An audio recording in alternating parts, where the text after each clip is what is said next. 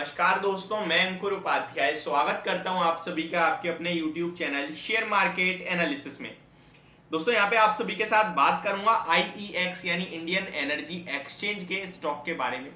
गिरते बाजार में ये स्टॉक आपको 4% ऊपर दिख रहा है। इनफैक्ट बाजार में भी कोई ज्यादा बड़ी गिरावट नहीं है, बट हाँ थोड़ा सा फ्लाइट टू नेगेटिव ही कामकाज हो रहा है। निफ्टी की बात करें तो लगभग 0.21% डाउन है, bank nifty flat to negative है। निफ्टी अराउंड 35 पॉइंट्स डाउन है, बैंक निफ्टी 22 पॉइंट्स और सेंसेक्स लगभग 100 पॉइंट्स गिरकर ट्रेड कर रहा है।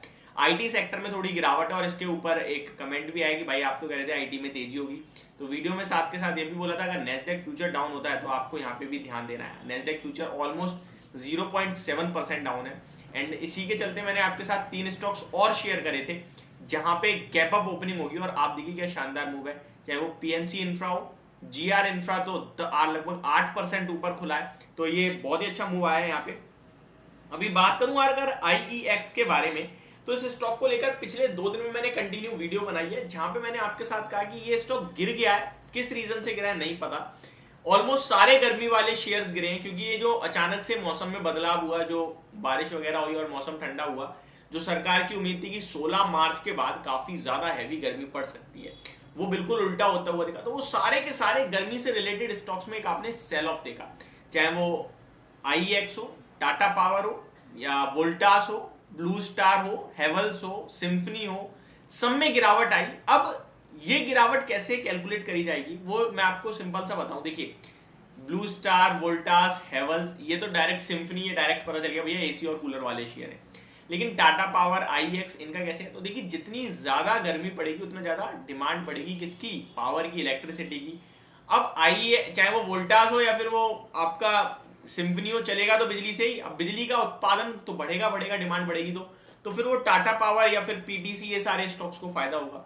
सरकार ने यही कहा था कि जो भी ऐसे प्लांट हैं जो इंपोर्ट करते हैं कोयले को, उन प्लांट को इन्हें पूरी कैपेसिटी पे चलाना है। अब जब गर्मी उतनी पड़ती नहीं दिख रही है तो फिर वो उतना काम नहीं आया, तो ये नेगेटिव आया।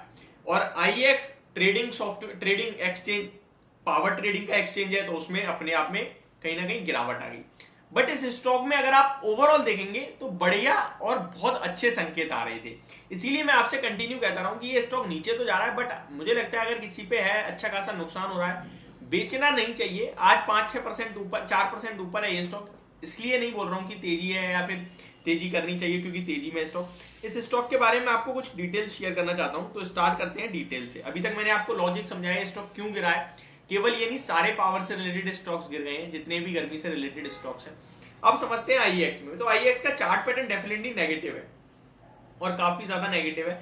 स्टॉक में मैक्सिमम डाउनसाइड ही अराउंड 118-120 तक की दिखती है।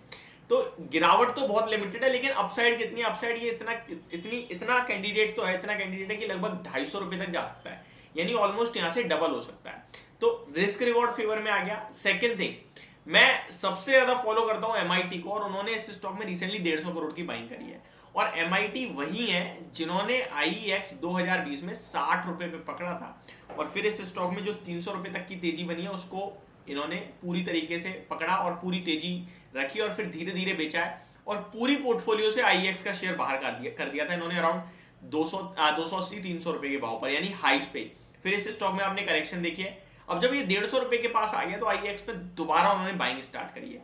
तो ये मुझे एक बहुत इंटरेस्टिंग और सरप्राइजिंग पॉइंट लगा कि भाई जिन्होंने इसमें मोटा पैसा बनाया है, अब उन्हें दोबारा से लग रहा है कि टाइम IEX का आने वाला है, तो उन्होंने खरीदा है। तो ये मेरे लिए बहुत पॉजिटिव था। सेकंड थिंग, अगर आप इसका चार्ट ओपन करेंगे मंथली कैंडल पे, तो आपको दिखेगा 3-4 महीने से स्टॉक नेगेटिव हो रहा है, बट ऐसा कुछ नहीं है कि बड़ी गिरावट आ रही है।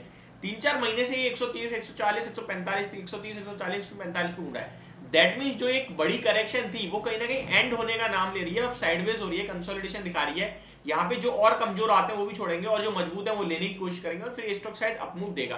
तो मुझे ये सारी चीजें बहुत अच्छी लग रही थी, इसी की वजह से मैंने आपके साथ अपना व्यू शेयर करा था कि मेरा व्यू पॉजिटिव है।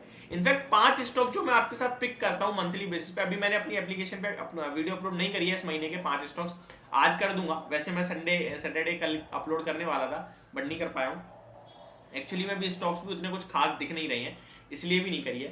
तो IEX उन 5 स्टॉक्स में से एक था जो मार्च में करा था, बट IEX ने SL काट दिया। अच्छा खासा गेन दिखाया, 156 रुपए तक ऊपर में आया था, बट एट द एंड नीचे आ गया, 132 का ब्रेक करा इसने लेवल। तो अब भी मैं यही कहूंगा कि लेवल डेफिनेटली ब्रेक हो रहे हैं, डेफिनेटली चार्ट्स नेगेटिव है, बस इसमें डाउनसाइड मुझे ज्यादा नहीं दिखती है। तो आपसे इतना ही कहूंगा कि कहीं ना कहीं इसमें होल्ड करने की राय होगी, अगर आप टाइम दे सकते हो ये आपको पैसा बना के देगा स्टॉक। यहाँ से ऑलमोस्ट अपने फील्ड में 95% का मार्केट शेयर लेके बैठा है, मोनोपोली जिसे कह सकते हो आप। मार्जिन्स की बात करें तो मोर देन 60% के मार्जिन्स क्लॉक करती है कंपनी, इनफैक्ट 60 to 65% के। तो सब कुछ अच्छा है, करेक्शन हो गई है, 12 के पीई पे मिल रहा है स्टॉक, वैल्यूएशन वाइज भी कोई दिक्कत में नहीं दिखता। तो मुझे लगता है आपको डेफिनेटली लेने के मौके ढूंढने चाहिए इस स्टॉक को। तो ये मेरा पर्सनल व्यू है IEX के स्टॉक को लेकर। होप आपको वीडियो समझ और पसंद दोनों आई होगी। Thank you so much for watching this video. Have a great day guys.